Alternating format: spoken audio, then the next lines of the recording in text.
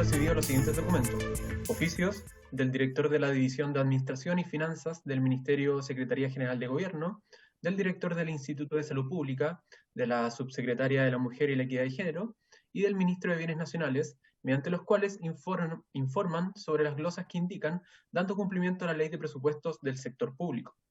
Nota del senador Juan Castro, a través de la cual hace llegar a la Comisión propuestas a la reforma de pensiones para su conocimiento y revisión. Nota del sindicato Turnados de Codelco Ventanas, por medio de la cual solicitan ser recibidos en audiencia para tratar la actual situación de la fundición y refinería Ventanas de Codelco en el contexto de la realidad de las fundiciones del país y las exigencias medioambientales que exige la sociedad. Y nota de la presidenta de la Asociación Nacional de Funcionarios del IPS, a través de la cual solicitan ser recibidos en audiencia para dar a conocer la situación que afecta a los funcionarios del IPS Chile Atiende y la extensión horaria de atención a público en el marco de la actual crisis sanitaria por el COVID-19. Y por último, señora presidenta, un reemplazo: el diputado señor Van Rieselbergher reemplazará al diputado señor Melero en la presente sesión. Esa es toda la cuenta, señora presidenta. Muchas gracias, Germán. No sé si palabras sobre la cuenta. ¿No? ¿Puntos varios? Tampoco. Tampoco. Yo solo tengo un punto que en realidad fue una propuesta para la comisión. Las comisiones siempre tienen jornadas temáticas, ¿cierto?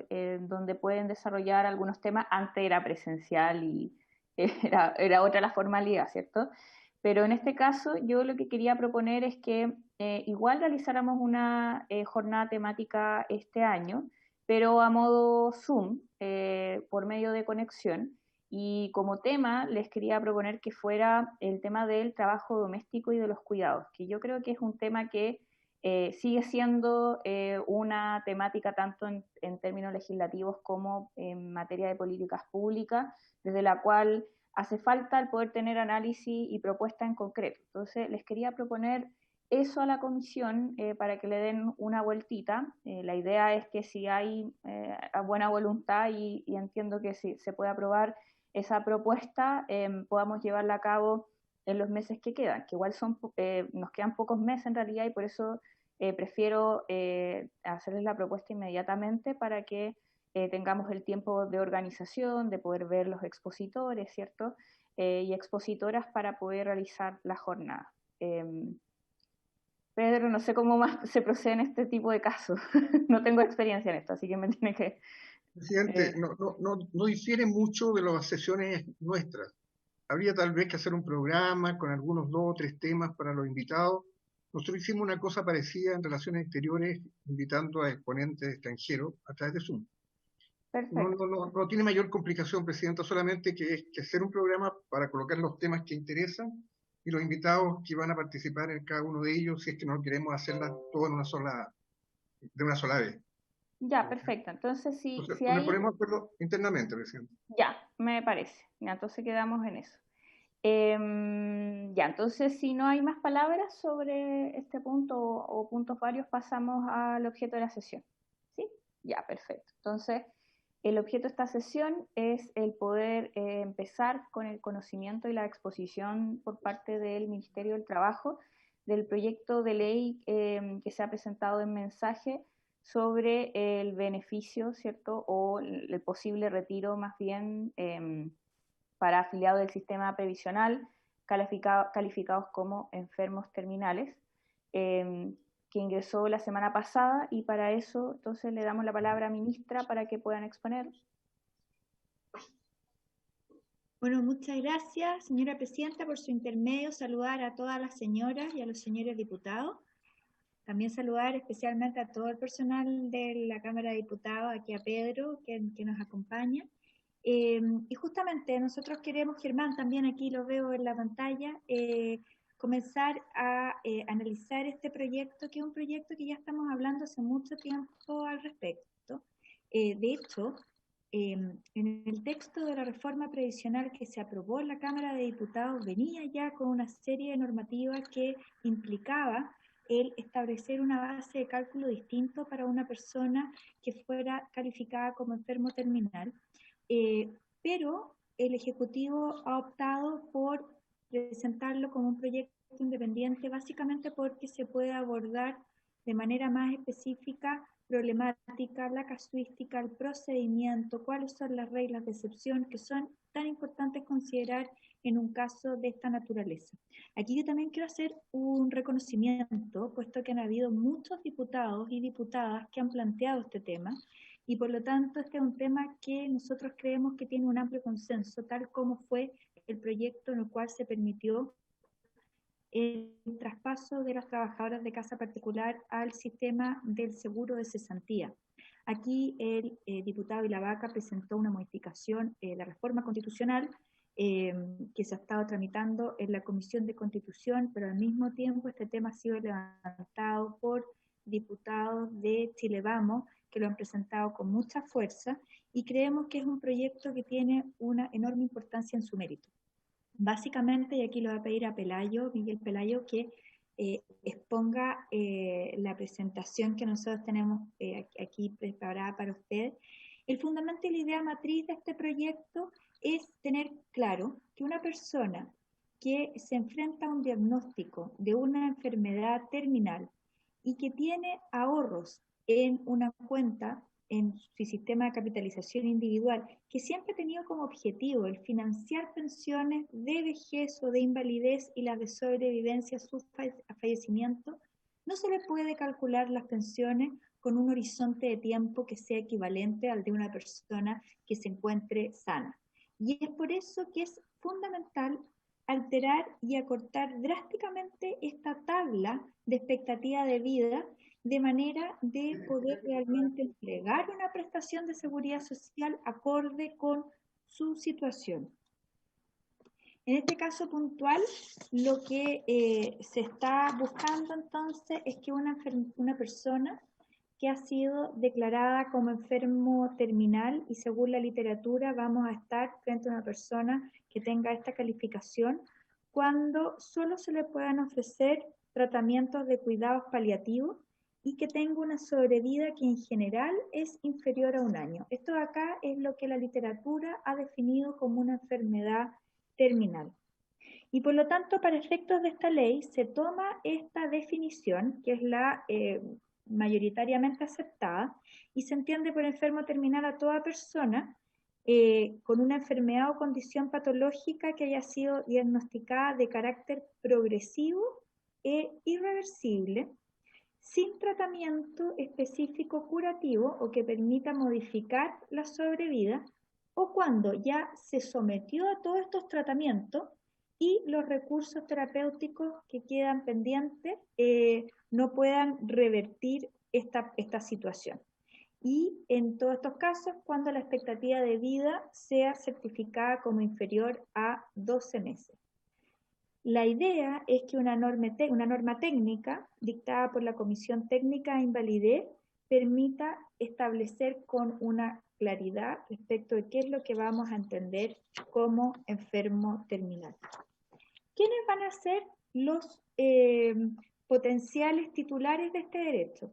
Nosotros nos vamos a encontrar con 3 tipos distintos de personas que pueden acceder a este cálculo. En primer lugar, afiliados activos. Un trabajador que está cotizando al sistema, que tiene en 40, 45, 50 años, 60 años, pero que todavía no se ha pensionado. Y él, siendo declarado inválido total con carácter de enfermo terminal, va a poder entonces acceder a una pensión que se calcule con una tabla de vida distinta. Pero también nos podemos encontrar nosotros con la situación de un afiliado que ya se pensionó, que tiene más de 65 años de edad, que tiene 70 años de edad y que se le calculó su pensión en un determinado minuto considerando una expectativa de vida que era bastante más larga. Pues bien, esta persona también va a poder acceder a este beneficio. El único caso en el cual no va a poder acceder a este beneficio es cuando ese afiliado pensionado haya contratado una renta vitalicia pura y simple, o habiendo contratado un retiro programado con renta vitalicia inmediata o una renta temporal con renta vitalicia diferida, ya haya comenzado a usar el espacio de la renta vitalicia. Si es que estamos todavía nosotros bajo la modalidad de retiro programado de renta temporal también podría acceder a este recálculo. Y finalmente, los afiliados pensionados por la ley 16.744. ¿Quiénes son estas personas? Son trabajadores que sufrieron un accidente o una enfermedad profesional, que están pensionados por la ley de accidentes, que han seguido cotizando dentro del sistema previsional y que son declarados con una enfermedad terminal. Y en este caso, entonces, ellos también podrán acogerse a este beneficio, obviamente que respecto de los dineros que están en su cuenta de capitalización individual, y van a seguir manteniendo la pensión de invalidez, ya sea total o parcial, que estaban percibiendo con motivo de la ley de accidentes del trabajo. ¿Cuáles son los efectos de la calificación o certificación de enfermedad terminal? Bueno, los afiliados activos deben presentar ante la AFP una solicitud de calificación de enfermedad temporal, y los pensionados también deberán presentar esta certificación a quien le esté pagando, ¿no es cierto?, su pensión. Y va a corresponder a las mismas comisiones médicas regionales del Decreto Ley 3.500 calificar o certificar esta calidad de enfermedad terminal.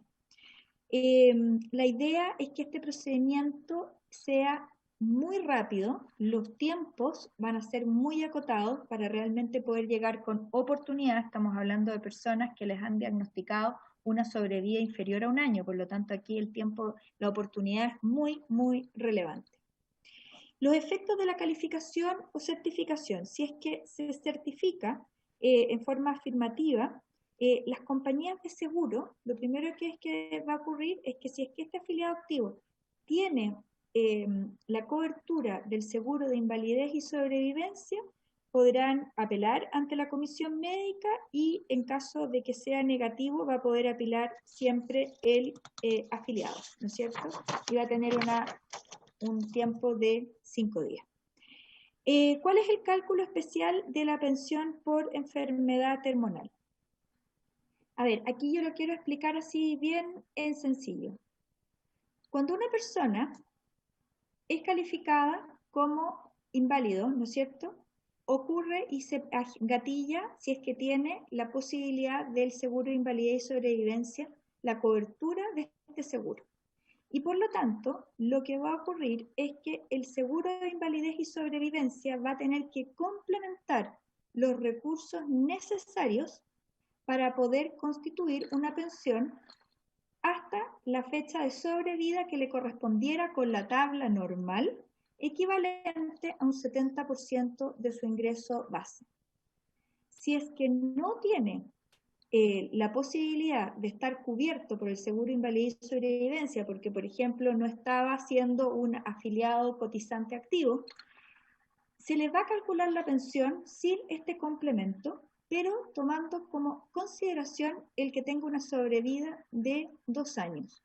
Entonces, a esta persona que ha sido calificado como enfermo terminal, en vez de usar para su cálculo de pensión la tabla de expectativa de vida de una persona sana, se le va a usar una tabla truncada de expectativa de vida de solo 2 años.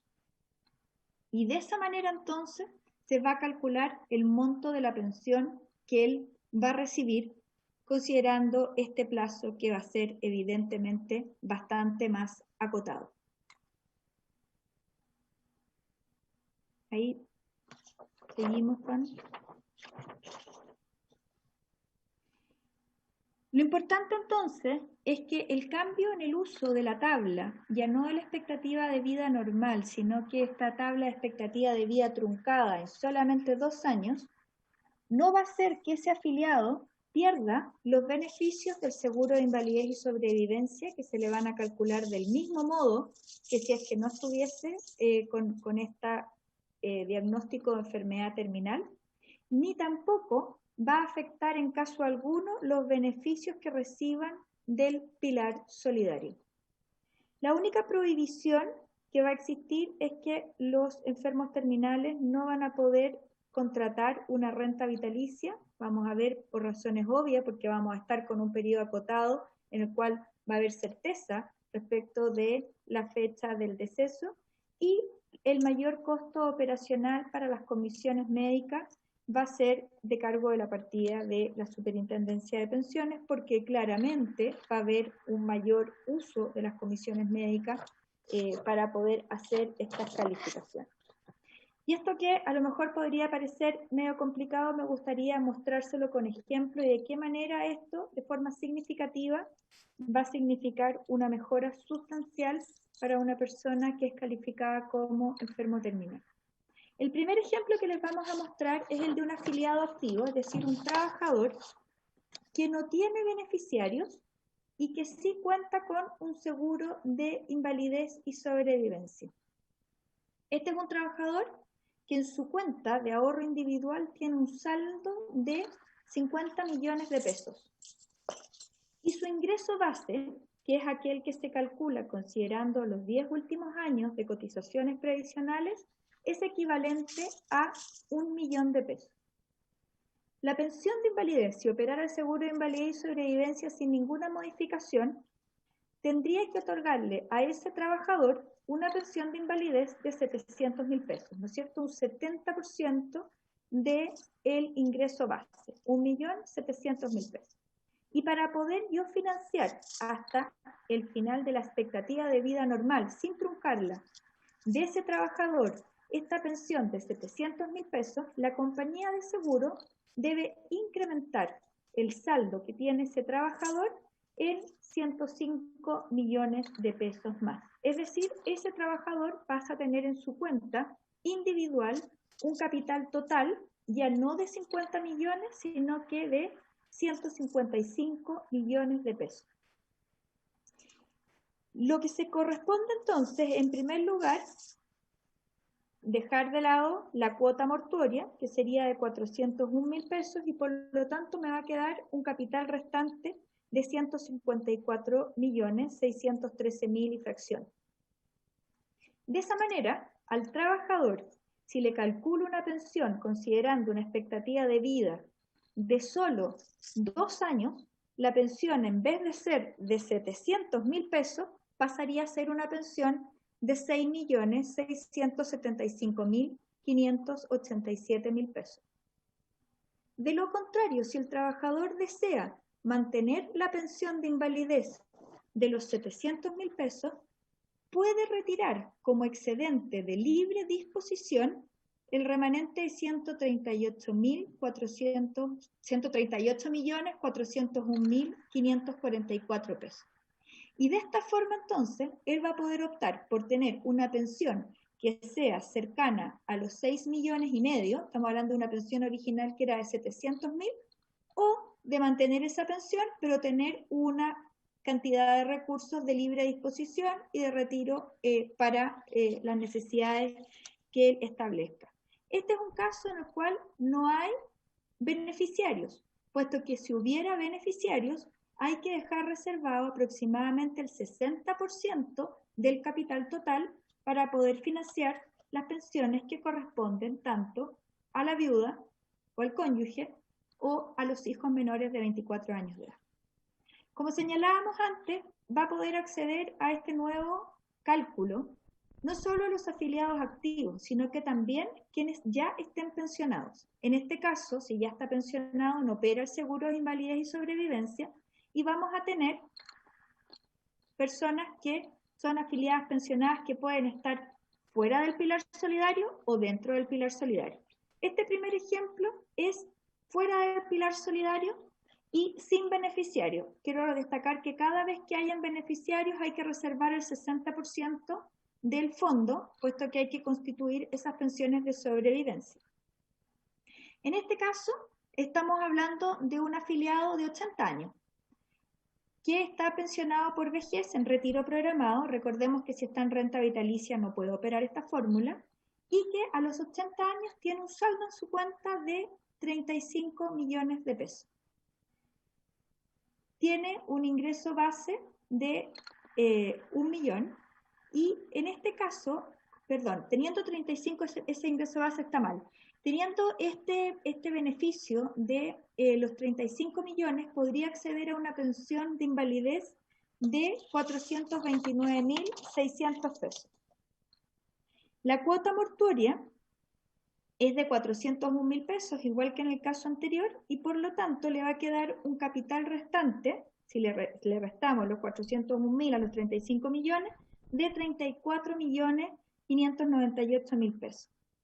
Haciendo el cálculo de cuánto es lo que correspondería como pensión por solamente 2 años, nosotros subimos, en vez de una pensión de 429.606 pesos, a una pensión de 1.000.000, casi 500.000 pesos. Pero si accede a la pensión de 700.000 pesos, el excedente de libre disposición que podría retirar de una sola vez sería de 18.386.544 pesos. El último caso es el de un pensionado que está dentro del pilar solidario. Aquí el ejemplo es bastante más complejo y tiene muchísimos más números, porque hay que considerar una serie de conceptos. En primer lugar, producto de la ley que se aprobó en el mes de diciembre, los nuevos pensionados del pilar solidario acceden a una pensión garantizada que financian inicialmente con su saldo y van teniendo una cuenta nocional y luego entonces acceden a los beneficios del pilar solidario, ¿no es cierto? A pesar de que desde el primer momento los hayan tenido. Entonces, si tenemos un afiliado pensionado por vejez en retiro programado en el pilar solidario, que tiene un saldo a los 65 años de edad de 10 millones de pesos, con él financia una pensión de 49.755 pesos. Esa sería su pensión. Pero recibe un complemento solidario de 124.537 pesos, por lo que recibe una pensión final de 174.291 al mes. En 2 años, este pensionado ya no va a tener un saldo de 10 millones, sino que va a tener un saldo de 6.397.000 y en 4 años le va quedando un saldo solamente de 2.534.000. Pero ¿cómo se va haciendo el registro del saldo nocional? Por ejemplo, si a los 71 años, cuando ya no tiene saldo real, pero sí tiene un saldo nocional de 8.370.000, es declarado enfermo terminal, él podría acceder a una pensión y podría disponer del 40% de dicho saldo y accediendo a una renta temporal de 172.811 pesos al mes, al cual se le suma el complemento solidario de los 124.537 pesos, por lo cual recibiría una pensión final de 294.270 pesos al mes, lo que es aproximadamente 120.000 pesos más que lo que recibe en la situación primera. Sin embargo, si es que no fue declarado inválido a los 71 años, sino que fue declarado o enfermo terminal a los 89 años, cuando ya el saldo nocional era de solo 3 millones, y pudiendo disponer solamente del 40%, porque acuérdense que en este caso estamos hablando que tiene beneficiarios, por lo tanto hay que reservar el 60% para el cónyuge y o hijos menores de 18 a 24 años de edad, va a generar una pensión de 35.135, que más el complemento solidario de 124.537, que es el mismo que se establecía al principio, va a generar una pensión de 173.833 al mes. Pero como este monto va a ser inferior al de la pensión que tenía garantizada, se vuelve a pagar lo mismo de la pensión garantizada de los 174.291.000 pesos al mes. De esta manera, y con este proyecto, lo que se busca es, dentro de los márgenes de la seguridad social, garantizando las pensiones de sobrevivencia, es decir, la cobertura que corresponde que reciba tanto el cónyuge o la cónyuge o los hijos menores de edad, así como garantizando la cobertura de la cuota mortuoria, uno puede de manera muy considerable mejorar las pensiones de aquellas personas que son declaradas enfermos terminales a edades más tempranas, ¿no es cierto? Conforme nos vamos acercando a la edad de expectativa de vida de 80, 90 años, obviamente que el monto que va a recibir es menor. Pero si una persona es declarada enfermo terminal durante toda su vida, hasta los 71 años, nosotros vemos que los beneficios son considerablemente mayores durante la expectativa de vida que le queda, mejorando entonces de manera considerable las prestaciones de seguridad social que va a percibir. Eso sería, señora presidenta. Gracias. No sé si quieren complementar algo más o pasamos al tiro de las preguntas, ministra. No sé si Mónica o Pelayo quieren agregar algo a la exposición.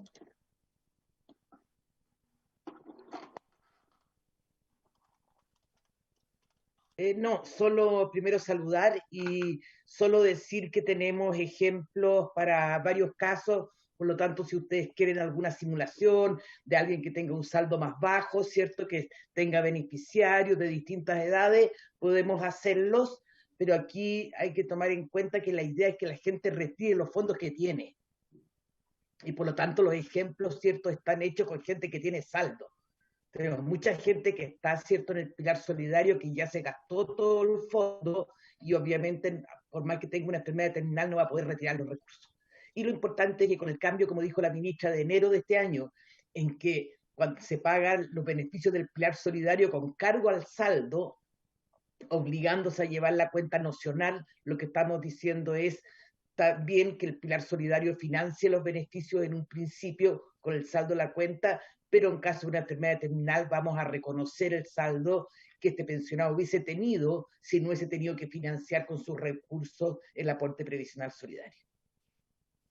Eso. Sí, sería, yo creo... Ay, no sé dónde... Solo una cosa más, Presidenta, por su intermedio, que es importante decir que está un poco escondido en el texto, porque es un proyecto un poco complejo en el texto, pero se contiene una norma de pago preliminar, que eso es importante. Como acá estamos hablando de personas que son enfermos terminales y que probablemente todo momento cuenta, se establece una forma de pago preliminar y obviamente una tramitación muy expedita del proceso, de modo que sea lo más rápido posible el cálculo de esta pensión especial. Eso solamente. Gracias. Muchas gracias. Estaba diciendo simplemente que a Mónica que sería súper bueno contar con esos casos porque así también es más visible cómo operaría. Creo que eso sería súper positivo. Si tienen algunas modalidades, a lo mejor enviárnoslas a los parlamentarios y parlamentarias para que los podamos revisar. Agradecer de todas formas la exposición y a ver si pasamos ahora a las preguntas de los parlamentarios. Diputada Castillo. Muchas gracias, Presidenta. Yo le voy a tomar la palabra a doña Mónica y le voy a pedir si nos puede mandar las simulaciones.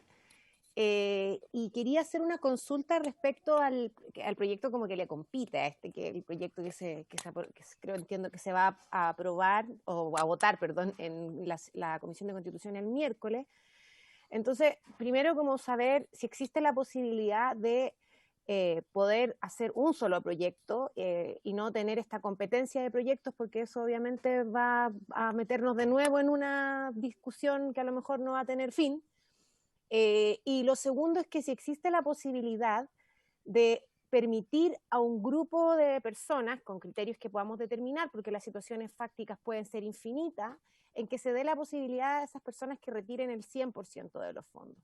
Estoy pensando, por ejemplo, en casos en que tengan una sobrevida mucho más acotada que los 2 años, o por ejemplo, personas que necesiten el 100% de su saldo para poder liquidar deudas antes de morir, por ejemplo, estoy pensando en las deudas hipotecarias u otro tipo de situaciones fácticas que al final, en los últimos días, si todos pudiéramos elegir poder dejar la mayor cantidad de cosas resueltas antes de partir, pensando además que ya una situación de una enfermedad terminal es una situación tremendamente estresante para la vida de una persona y para toda su familia. Entonces, evaluar la posibilidad de que en ciertos casos se permita usar la alternativa de poder disponer del 100% de los fondos. Pensando en situaciones como la que estoy planteando, o evaluar algún criterio general que permita discriminar cuáles sí y cuáles no. Gracias, diputada Castillo. Diputado Tucapel Jiménez.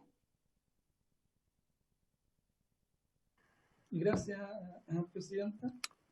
Un saludo a la ministra, a Mónica, a Miguel. Mire, traté de seguir la presentación, ministro, está como difícil de seguirla con tantas cifras, hay que estudiarla más al detalle. Pero me quedó la sensación de que, puedo estar equivocado, pero de lo que se busca, digamos, con este proyecto es proteger a los herederos. Me imagino, porque no encuentro otra explicación que no se opte porque la persona pueda sacar el 100%. Entonces, quería ver cuál era el sentido de no darle la posibilidad a una persona que le queda un año de vida de sacar su 100%, que es plata de él, digamos, no aquí no tendría con el Estado, y aunque sea alta la pensión, ¿por qué bajarle la tabla de mortalidad a 2 años, digamos? Entonces, esa lógica no la entiendo. ¿Cuál es el derecho quizás que se quiere proteger? A lo mejor qué parte para los herederos. Me cuesta un poquito entender. Y dentro de la presentación también, ministra, en el primer ejemplo que usted puso, me perdía, ahí sí que me perdí.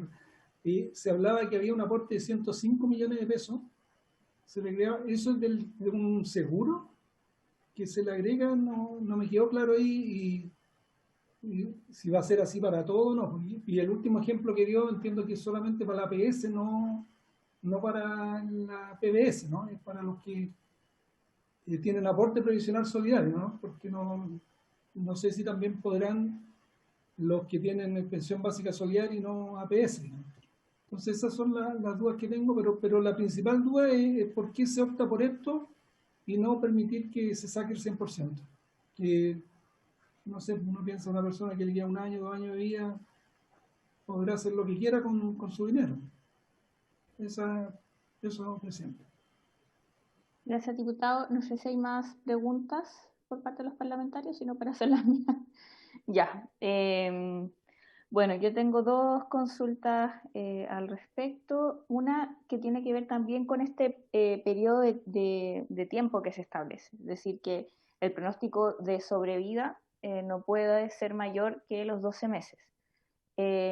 ¿Por qué se plantea ese periodo de tiempo y no otro, por ejemplo, 2, 3 años, que igual es un periodo de tiempo menor? Yo sé que en algún momento van a llegar a ese año, pero entendiendo que para una persona que te digan que tienes 2 años de vida, poder contar con recursos económicos como para poder calcular y tener una situación de vida mejor, con mejor calidad, contando con recursos económicos, puede ser mejor. Entonces, lo planteo como pregunta, ¿por qué 1 año? ¿Por qué no más? Y la otra consulta, y la otra ya la hicieron los parlamentarios, es que a mí al menos me preocupa igual que sea la comisiones médicas las que definan esto. O sea, lo digo porque, bueno, nosotros estuvimos en una comisión investigadora al respecto, donde vimos varias irregularidades y que muchas de ellas también tienen que ver con la capacidad, ¿cierto?, de revisar casos por parte de las comisiones médicas. Entonces, ya tenemos una cierta cantidad de casos que revisan las comisiones médicas de invalidez. Además, incluirle otros más, creo que puede significar, por lo menos, complejizar más y a lo mejor retardar el tiempo en la entrega de esta pensión. Lo digo porque con las pensiones de invalidez lo que vimos era eso, a pesar de que hay plazos legislativos, muchas veces no se cumplen y la gente termina en el procedimiento mismo, incluso falleciendo y sin tener una pensión de invalidez. Entonces, no quiero que eso ocurra también con este tipo de casos. Entonces, me gustaría saber ahí cuál es la evaluación que tienen desde el Ministerio, porque, por ejemplo, en el caso de la propuesta realizada por el diputado Ilavaca, lo que sostiene es simplemente que exista una evaluación médica correspondiente y que eso termine siendo, en el fondo, la condición para poder optar.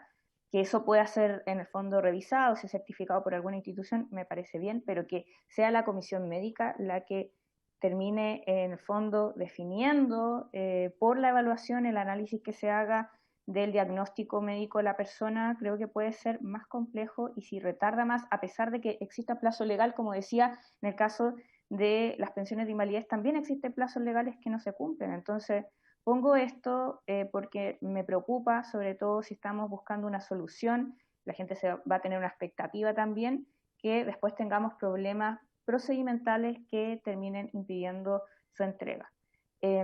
Esas son mis consultas al respecto. No sé si hay otro parlamentario más que quiera hacer alguna intervención. Si no, pasamos a darle la palabra a la ministra. Diputado Barros. Gracias, presidenta, estimada ministra. Pocas veces puedo estar tan de acuerdo en lo que ha planteado nuestra presidenta en su última parte de intervención. Uno tiene una experiencia con las comisiones médicas en que en cada distrito, a mí en realidad mi oficina procesa cientos de solicitudes de gente que está angustiada porque pasa el tiempo y la gente no sabe a qué atenerse. Y me parece que particularmente en este caso, tratándose de personas con enfermedades terminales, debe ser algo que debe movernos a intervenir en el sentido de poder garantizar que estos beneficios tengan, tratándose, vuelvo a decir, de personas con enfermedades terminales, en que lo que está en juego es el tiempo, ¿no es cierto?, de tener un mejor pasar en sus últimos días a las personas. Me preocupa la gestión, por las razones que sean. Yo creo que esto es un problema mucho más estructural, pero creo que ¿cómo hacer para garantizar realmente que el esfuerzo de todos nosotros, del proyecto, de quien, ¿no es cierto?, está frente a nosotros como una ministra, no se vea cercenada de alguna manera la ilusión y las expectativas de la gente? Creo que ahí hay un nudo gordiano que me preocupa y que en lo práctico, al final, me pasa toda la semana, estamos procesando y llamando y haciendo solicitudes. A veces resultan, a veces no, nos alegan que nosotros no hacemos nada, nos agradecen a veces sin haber hecho mucho, pero me preocupa el tema del tiempo. Yo había pedido la palabra antes, pero como la presidenta me quitó el tema, pero qué rico que estemos de acuerdo en cosas de esta naturaleza. Muchas gracias. Debe ser porque estábamos en la misma comisión, diputado Barro, entonces vimos un montón de casos, así que yo al menos tengo esa preocupación. Y de hecho, es parte de un informe que se aprobó unánimemente en la comisión, entonces una preocupación transversal que tenemos los parlamentarios. Podría también, si les parece, enviarles los resultados de esa comisión a los parlamentarios de esta comisión para que los puedan revisar. Creo que son súper interesantes, a pesar de que hay parlamentarios que estuvieron ahí. Para quienes no estuvieron, a propósito del funcionamiento de las comisiones médicas, creo que es atingente respecto a este proyecto. Si no hay más palabras, diputado Tucapel Jiménez. Gracias, presidenta. No, solo para aclarar lo de la pensión básica solidaria, porque yo entiendo que no, la persona que tiene pensión básica solidaria no tiene ahorro. Pero es más bien para entender la lógica de que por qué el que tiene ahorro, digamos, no puede disponer él de su propio dinero, ¿no? Era para hacer esa diferencia, pero entendiendo que no tienen ahorro ellos y no quedarían fuera de esto. Eso no era para aclarar, presidente. Perfecto, no hay problema. Ya, entonces pasamos ahora a darle la palabra a la ministra.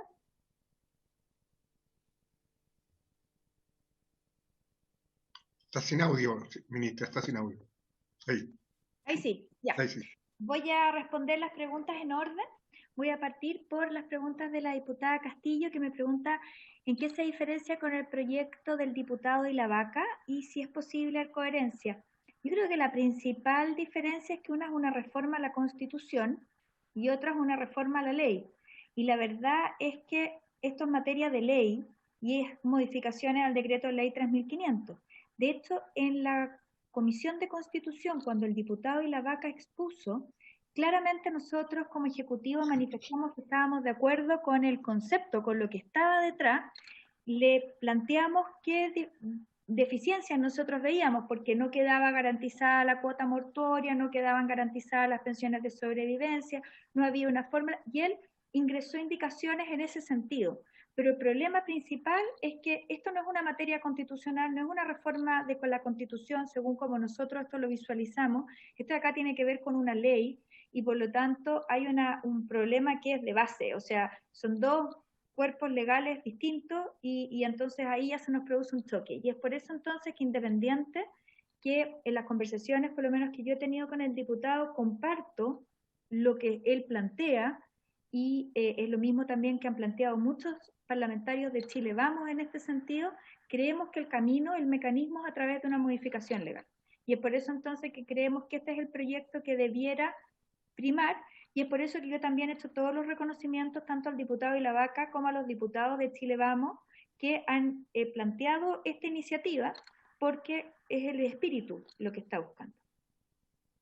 Lo segundo es ¿por qué no el retiro del 100% de una sola vez?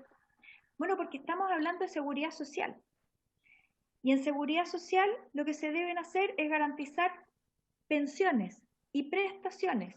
Y por lo tanto, si yo tengo una persona que tiene una sobrevida de al menos un año, ¿y por qué se usó este cálculo de 12 meses? Porque la literatura médica especializada en la materia dice que se encuentra frente a un enfermo terminal cuando tiene una perspectiva de vida de 12 meses. Esa es una convención que nosotros lo usamos usando la literatura médica. Ahí yo creo que sería interesante oír a médicos especialistas en esta materia, pero por eso se usó. Pero en el fondo esa persona tiene que tener una forma de poder garantizar su supervivencia durante esos 12 meses de vida. Y como nunca está la ciencia es exacta, puede ser que sea 13 meses, 14 meses, y por eso entonces se calcula con 14.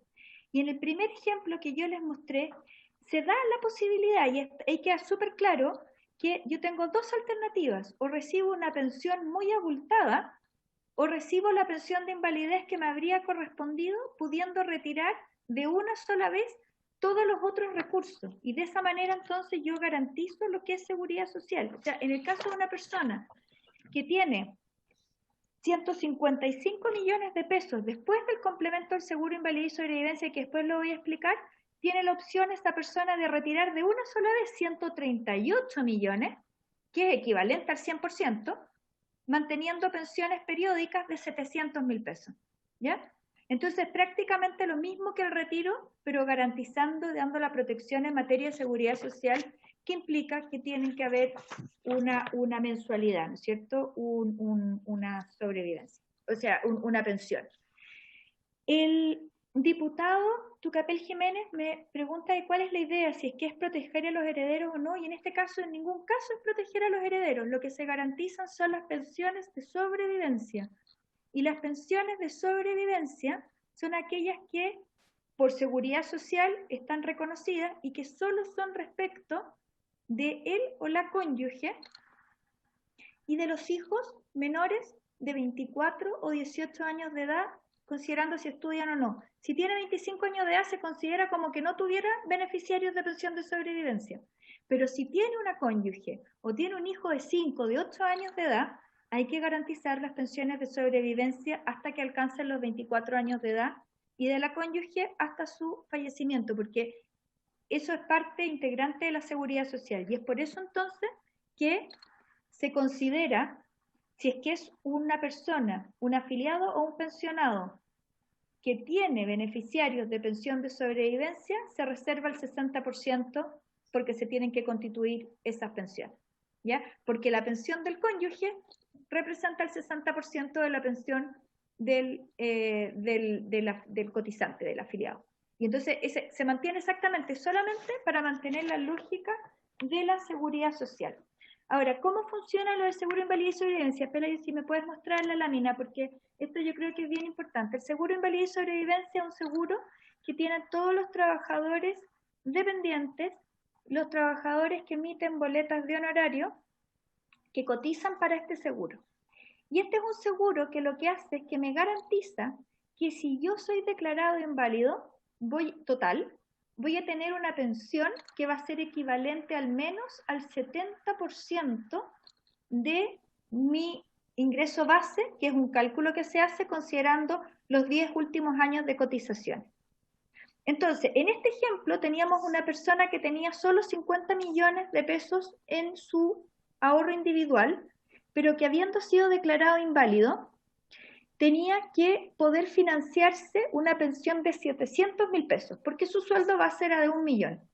Para poder financiar una pensión de 700.000 pesos con la expectativa de vida normal de una persona, tendría que haber tenido 155 millones en su cuenta individual. Como no la tenía, el seguro tiene que complementar los 100 millones que faltan. Así opera el seguro de invalidez y sobrevivencia. Y nosotros lo que queremos es que los trabajadores que sean declarados enfermos terminales tengan acceso al beneficio como si hubiesen sido declarados inválidos y operara el seguro de invalidez y sobrevivencia. No solo calcular estos beneficios con los 50 millones de saldo propio, sino que también con lo que correspondía que la compañía de seguro complementara en su cuenta. Y es por eso entonces que en este caso, que este es el caso del trabajador, un trabajador que no se ha pensionado, que es menor de 60 años o 65 años, ¿no es cierto? Y que todavía no se ha pensionado, bueno, él, haciendo el cálculo, es el que yo les planteaba que podría optar por recibir una pensión de 700.000 pesos y retirar 138 millones de pesos, mucho más que el 100% de sus fondos, que era solamente 50 millones. O acceder a una pensión de 6 millones durante los 24 meses. Si sobra algo, es herencia. Si la persona fallece antes, es herencia. Pero él va a recibir esta cantidad de recursos de manera bien considerable antes, porque claramente no va a tener la expectativa de vida que el resto de las personas. Así que así opera el seguro invalidez y sobrevivencia, al que tienen derecho los trabajadores que están al día y que cotizan, que este es un seguro que es de cargo del empleador, y en el caso de los trabajadores que emiten boletas de honorario, es financiado por ellos con su seguro de, con su pago de cotizaciones previsionales. Las pensiones básicas solidarias no pueden acceder porque no tienen fondos, ¿no es cierto? No tienen ahorro. Nunca en su vida cotizaron para el sistema, por lo tanto, mal podrían retirar algo. Y finalmente, con respecto al tema de las comisiones médicas, nosotros tenemos que tener alguna institucionalidad que sea la que certifique, ¿no es cierto? Independiente que haya un informe médico que es el que se presenta, y los plazos que están considerados en este proyecto de ley son bastante acotados. Lo que se está planteando es que el proceso completo no puede exceder de un mes, y que si los antecedentes que se presentan al momento de solicitar son lo suficientemente contundentes y hacen presumir la terminalidad, dentro del plazo de 3 días se tiene que constituir un cálculo preliminar de la solicitud y se tiene que comenzar a pagar el beneficio.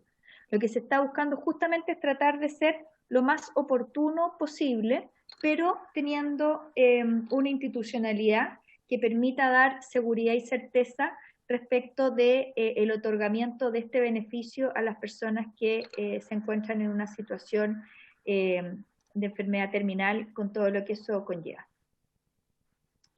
Yo creo que ahí estarían respondidas todas las preguntas.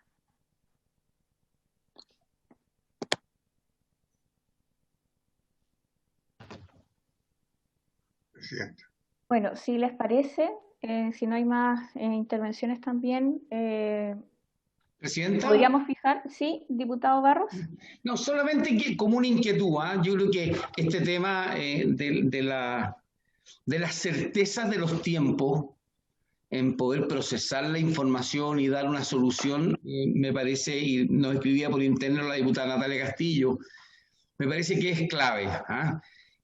No sé, aquí caben dos opciones: o establecemos un sistema, ¿no es cierto?, especial, en que se crea algo al efecto de poder resolver rápidamente estos casos, o establecemos un sistema como de urgencia, así como en los proyectos de ley, en que el sistema, ¿no es cierto?, tiene una urgencia respecto al resto de los casos. Son casos muy, muy menores en términos cuantitativos. Entonces, estos casos podrían tener urgencia sobre el resto para efecto de tener una certeza de resolución temprana. A eso me refería. Es una reflexión sobre la marcha nomás, pero creo que yo vuelvo a insistir que esto es un tema que ahí hay un cuello de botella que me preocupa. Gracias. Sí, yo coincido, y creo que también los problemas que más, por lo menos, revisamos nosotros a propósito de revisar las pensiones de invalidez, de las irregularidades que procedían en ese tipo de trámite, tenía que ver con que muchas veces, por ejemplo, en una región no daban a lugar con encontrar un médico que hiciera la revisión, el análisis nuevamente, que de una persona que ya ha sido chequeada, digámoslo, si tiene una enfermedad terminal por más de una oportunidad. Entonces, en el fondo por ahí van los problemas, ¿cierto? Que nuevamente se someta a un chequeo médico que además tarda un montón de tiempo si no dan con encontrar un médico en esa región, en esa localidad, porque hay personas que además, si son de localidades más lejanas a la capital regional, mucho más difícil poder encontrar un médico, y en lugares como la región metropolitana hay una saturación respecto a los médicos que estaban. Entonces, yo me acuerdo de esos problemas por lo menos, y ahí tendríamos que revisar con mayor análisis cuáles podrían ser las posibles soluciones. Yo quiero decir que a mí me parece que este es un buen proyecto, o sea, a mí yo creo que partimos del análisis de que todos estamos de acuerdo de que exista esta posibilidad, eso para aclararlo, más bien estamos viendo las particularidades y los contenidos en cómo nosotros podemos garantizar que la gente pueda tener acceso a este retiro, ¿cierto? Yo creo que tiene que ver con ese tipo de cosas, y a mí también me da vuelta el tema de si se pueda retirar el 100%, o sea, creo que si estamos hablando de estas situaciones, yo al menos creo que una persona puede decidir en ese caso poder retirar el 100% y no mantener esa pensión que a lo mejor puede ser muy menor también para poder hacerse cargo de los costos de la vida, sobre todo en esas situaciones. Entonces, creo que son temas que nos dan para el debate en particular también al respecto, y lo que les quiero proponer a la comisión, a los parlamentarios, es que pueden hacer llegar, y también a propósito de esto mismo, al gobierno, los posibles invitados, invitadas que podamos escuchar también en estas sesiones para poder llevar a cabo la discusión del proyecto. Yo creo, y recogiendo lo que dice la ministra, me parece que es importante tener una visión médica al respecto. Podemos invitar al colegio médico, podemos invitar también a las comisiones médicas para que nos den su visión, eso como en términos de lo previo que creo que sería interesante poder tener acá esas visiones. Si hay más invitados e invitadas, nos pueden hacer llegar a la Secretaría, y así nosotros también podemos gestionar cuáles son las sesiones que necesitaremos para poder revisar el proyecto, entendiendo obviamente que tenemos que cumplir con la urgencia. Eso, no sé si no hay más palabras, podemos dar por terminada esta sesión. ¿No? Perfecto. Bueno, muchas gracias, ministra, y también obviamente a Mónica y a Miguel. También estamos atentas a las solicitudes que nos hagan llegar respecto a los invitados, así que estaremos comentando cuáles son las fechas. Volvemos a las 5, Presidenta, ¿no? Volvemos a las 5 a la otra sesión. Presidenta, solo para efectos de orden, ¿cuántas sesiones vamos a tener para programarnos más o menos? Porque está con suma urgencia, entiendo, este proyecto, ¿o no? Está con suma urgencia. Miren, nosotros primero tengo que ver cuántos invitados nos llegan, y así podemos ordenar un poco más el tema.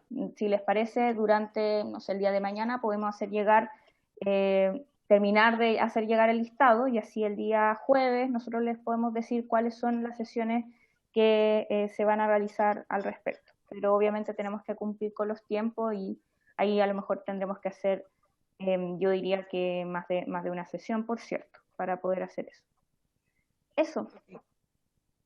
Ya, perfecto. Bueno, por haberse cumplido el objeto de esta sesión, se levanta y nos estamos viendo.